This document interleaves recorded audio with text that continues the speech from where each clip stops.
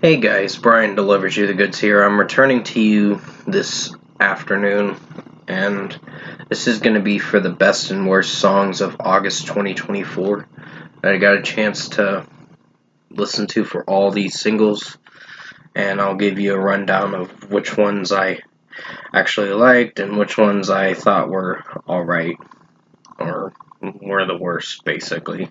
So, yeah. I'm going to discuss what I'm going to be talking about in this we're going to start with the best section first, which is 30 tracks. So there were a lot of songs to cover ground on. And I'll let you know my thoughts on this month's single releases and what I thought of each song. So let's dive into this best and worst songs of August 2024 video. So starting at number 30 is Diamante with All for the Glory. I didn't know if I liked this track too much because it did rely on the chorus a bit too much. And when I reviewed it back in, I think it was August 20th, this track was alright. It was pretty good, but it was on the safe side because the chorus was a little repetitious, and I like her vocals. They were outstanding in this track, but the execution was hit or miss. So it's a strong track, don't get me wrong, and it made it on the best section of August 2024 songs that I listened to. So number 30 was Diamante with All for the Glory. Number 29 is Starset with Toxic. This track, I haven't really gotten used to it. It's not terrible in any way, but it's one of the weaker songs that I've listened to as a third single in single wise, basically. Sorry, that's my sister's cat meowing. Titan, basically. So, pretty much, I think Dustin Bates' rapping in this was kind of on the cringe side, and I wasn't really feeling for it too much. But the execution with this track, it just depends. This is something different for Starset, and I don't know if I like this kind of different from Starset. I'm used to their space theme kind of songs, and some tracks that do pretty well.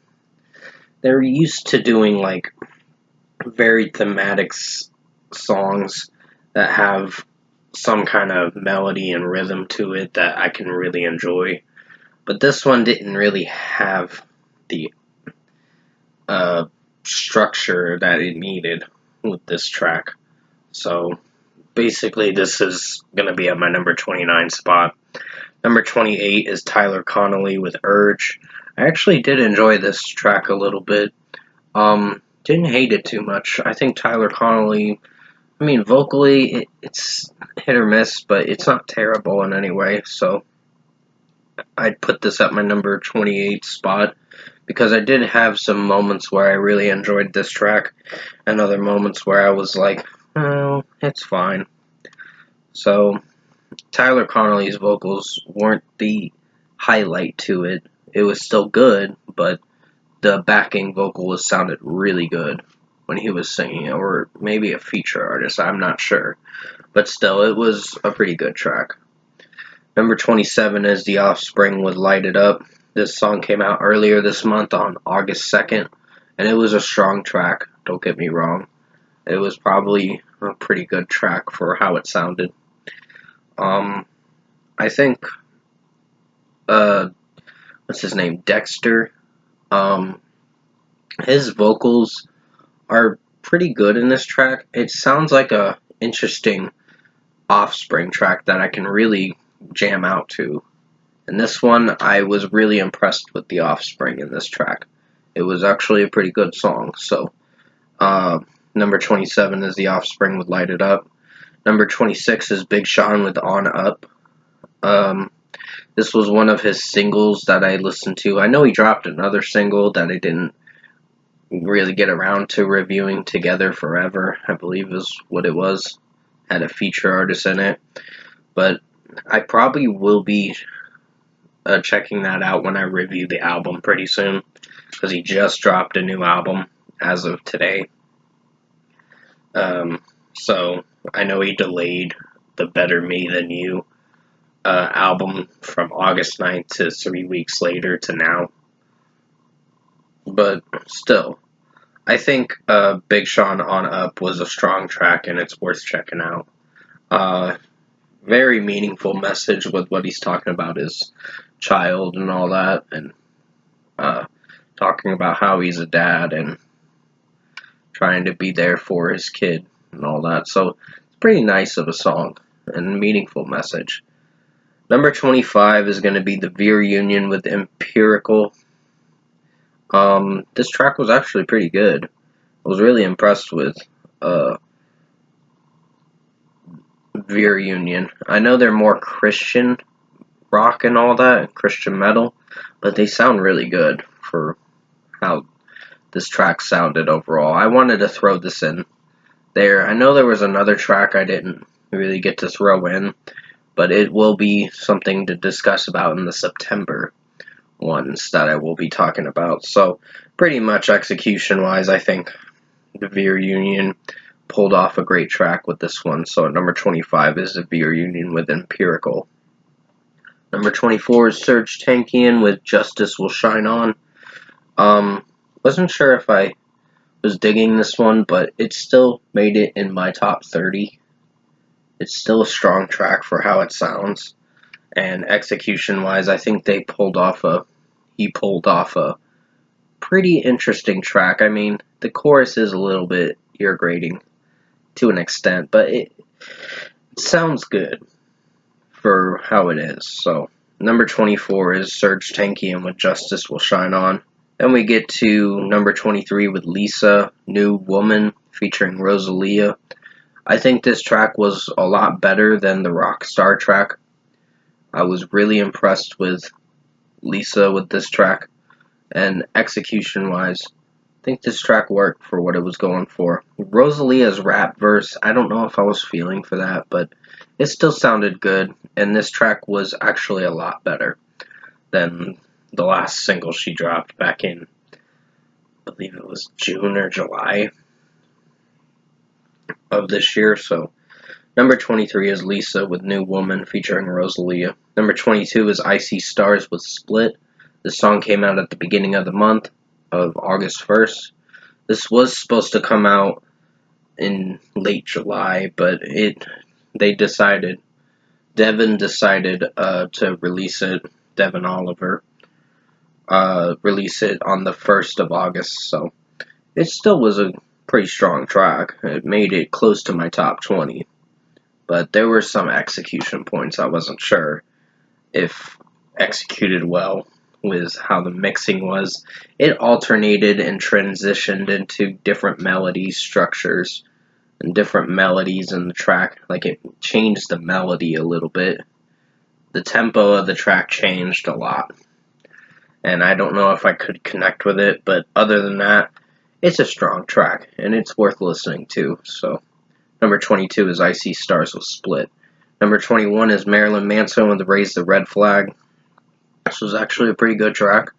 Not one of the best tracks. It didn't make it in my top 20, but it was pretty strong for how it sounded. So, that I'll give Marilyn Manson credit where it's due. I mean, there are some allegations being brought up about him, but I don't look at it as something I would hate him for. I just would like to see factual evidence before I can judge for myself what I think of it. Just public evidence to make sure that none of it's true, or if it's true, then I won't be supporting him anymore. But other than that, I still will listen to his music because he does make some pretty good songs in my opinion. So number 21 is Marilyn Manson with Raise the Red Flag. Number 20 is going to be, where's number 20? Atreyu with Coming the Bowl Reimagined. This is actually a pretty nice song. It made it in my top 20. I was really surprised. I think this track pulled it off with Brandon's vocals, and execution-wise, it was really nice acoustic, nice melody, so it executed pretty well. Number 19 is Fever 333 with No Hostages. I was really impressed with this track. This was actually a favorite song of mine that I really enjoyed. And I think Fever 333 pulled off a great track. It's going to be on their upcoming album, coming out October 4th. And I will be checking that out. I think it's called The Darker White or something. I'm not sure. But execution-wise, I think Jason Allen Butler sounded really good in this track. Some of the rapping hit or miss, but the chorus is the best part of the track, and that's what I liked. And the drum work and all that was pretty good, so really enjoyed No Hostages. Number 18 is Seether with Illusion. Unfortunately, Seether didn't make it in my top 10 this month. They still made it in my top 20 because their new track was pretty good. Not as good as Judas Mine, but it's still pretty strong of a track and worth listening to. And basically, with what I thought of this track, I think execution-wise, Sean Morgan's vocals, that's who I was trying to think of for his name for a second, and I was brainstorming a bit. Sean Morgan's vocals are pretty outstanding, and his gritty vocals, like his aggressive vocals, sound pretty good. So, yeah, number 18 is Seether with Illusion. Number 17 is Daughtry with The Reckoning. Pretty strong track. I like Chris Daughtry's vocals in this track. It executed pretty well, and just overall, this track was pretty much a banger for how it sounded. So, I'd give this a strong 5 out of 5 still, because it is a pretty good track. And sorry, I was looking out my window to see what that was for a second. That noise was. So, number 17 is Daughtry with The Reckoning. Pretty good verse, pretty good chorus, and everything. And his vocals do range from one high to another high. Number 16 is Ginger with Someone's Daughter. Pretty strong track. I really enjoyed this song with how it sounded. And execution-wise, it was pretty good with Tatiana's screaming vocals. Her aggressive vocals were pretty good, and just how it sounded with the chorus and her clean vocals, it did pretty well.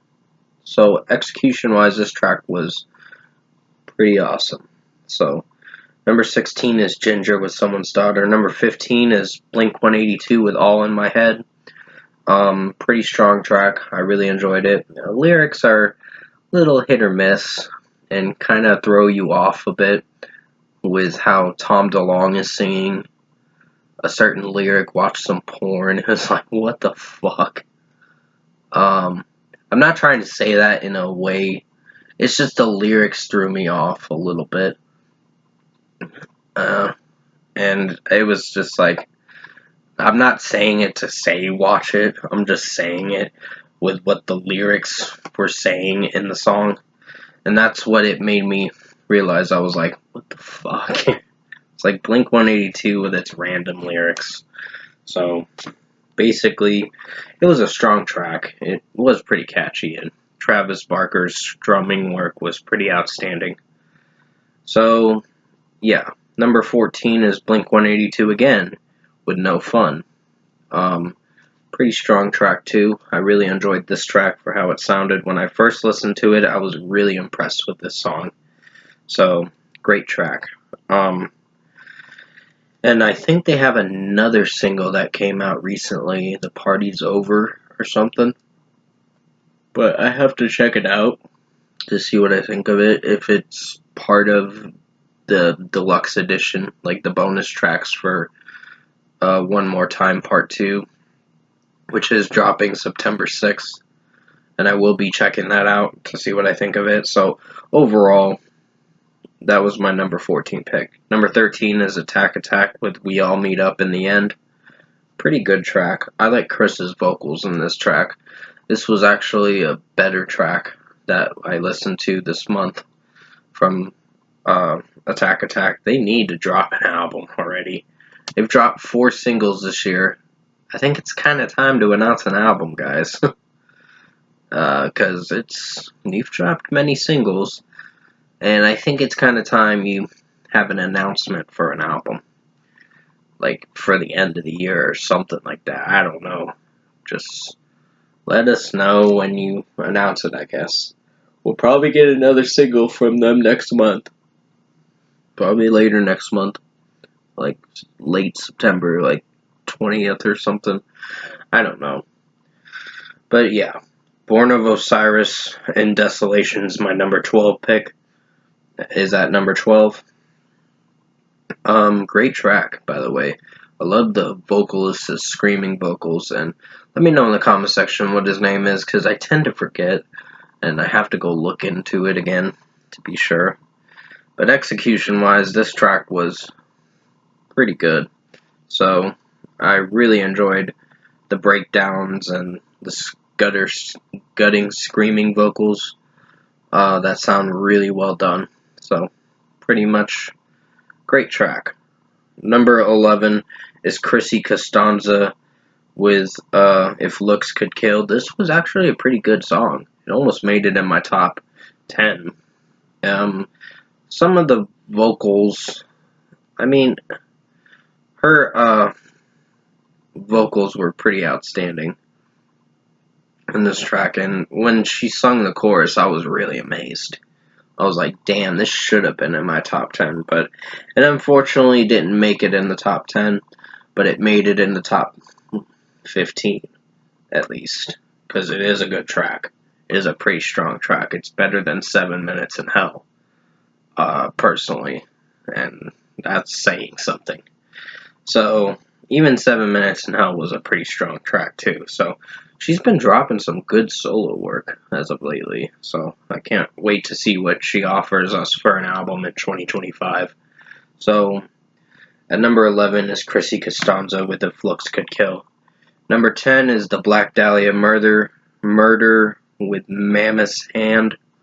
I really enjoyed this track. I called it Mammoth's Head when I titled it that when I reviewed it earlier this month, but I was told it was Mammoth's Hand, and I was like, oh, okay. So I re-edited it and changed it to that. So hopefully that was cleared up. But still, great track.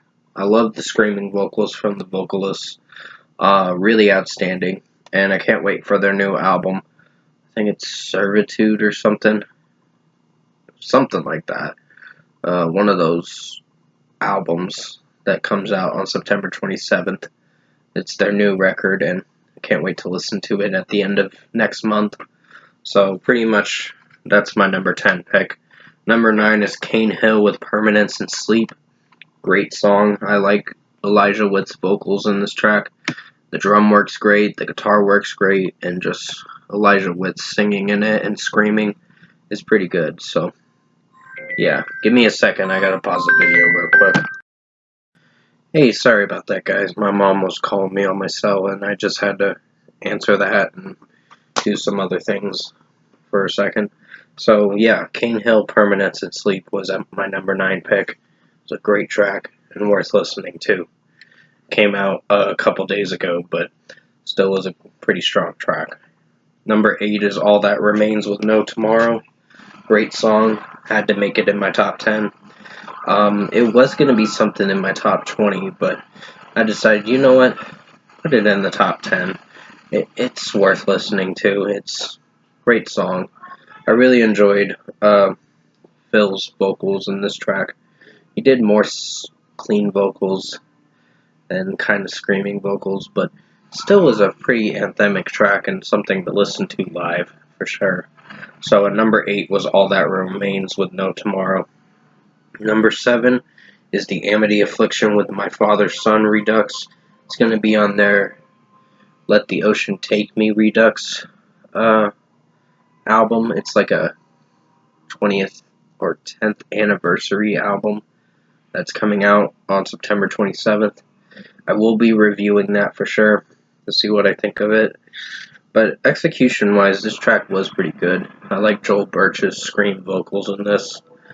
And Aaron Stringer's clean vocals in the background are pretty good when he's singing the chorus, so pretty strong track. So number 7 is My Father's Son, Redux by the Amity Affliction. Number 6 is Marilyn Manson again with As Sick as the Secrets Within. Great track. Really enjoyed this one. And I really like how Marilyn Manson was sounding overall in this track. I wish it would have been in my top 5. It was in my top 5, but I didn't think it was worthy enough to be in the top 5 because of the melody switch ups and just how it executed overall. But still, pretty strong track from him, and I really enjoyed it. So at number 6 is Marilyn Manson with As Sick as the Secrets Within. Number 5 is Make Them Suffer with Oscillator. Great track. Really enjoyed this one, and I think execution-wise did pretty well. I really liked Sean's vocals in this track, and even Alex's vocals in the background when she's singing the chorus sounds really good. So this was a pretty strong track, and I liked how the guitarist kind of did a breakdown dance in the music video. It was like, what the fuck? It was pretty cool, but still, great track. Worth listening to, and their new album comes out November 8th for their self-titled, so can't wait to listen to that. So number 5 is Make Them Suffer with Oscillator. At least it made it in my top 5. Number 4 is going to be Silverstein with Skin and Bones. Great track, by the way. Came out like a week ago, and it was worth listening to. I had a good time listening to this track. Shane Told's vocals are pretty outstanding. Even his scream vocals are pretty good. So this was a strong track and worth checking out. So number 4 is Silverstein with Skin and Bones.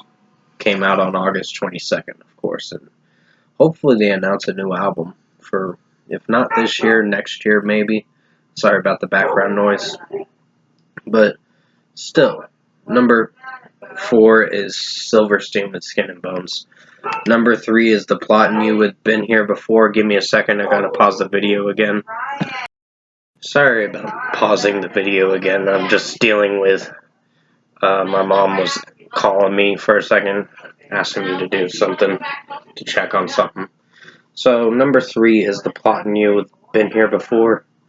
Really enjoyed this track. I think with how pretty much how it executed. Well, pretty much, I think, what's his name? Brandon, or, no, not Brandon, Landon Towers. His vocals were pretty good in this track. I was thinking Brandon for a second, my mistake, it's Landon Towers. I think this track really executed pretty well, and the first half an hour or half of the song was pretty good. I'm sorry, I'm saying the wrong things because I'm getting sidetracked for a second by the background noise. But background talking in the background from my mom and sister, so pretty much I think this was a great track, and it was worth listening to. So at number 3 is The Plotting You with Been Here Before. Number 2 is going to be Pop Evil with What Remains. I wish this could have been my number 1 pick. Came really close, actually. Lay's vocals were really outstanding in this track, and just the execution of this track. I love the chorus a lot. It's pretty amazing. And this track was a banger for sure. So this was a great song. Worth checking out for sure. And came out on August 9th, but it was worth listening to. So at number 2 is Pop Evil with What Remains. And finally, at number 1, drum roll please, Anberlin with 7. This was the best track of August 2024. Really enjoyed this track. I love how lengthy it is because it makes the track work. And how Matty Mullins is singing this track and screaming it. Sounds really good. And his clean vocals were pretty outstanding. So, great track. Worth listening to. and I really enjoyed this song. It was the best song of the month, for sure. So, yeah, now we're gonna get into the worst section. We're gonna start with Royal and the Serpent. Where Did You Sleep Last Night? This was a disappointing track, unfortunately. I just wasn't really feeling for this one. Um, so this one was sadly disappointing with how it sounded. It dragged so much, and it just felt utterly boring of a song. So it was unfortunate because I was really hoping this wouldn't have sucked, but it did. So what can you do? Number 2 is Skillet with Unpopular. This track is so juvenile. I just can't really get on board with how John Cooper is singing this track and how the lyrics are written. They're written poorly.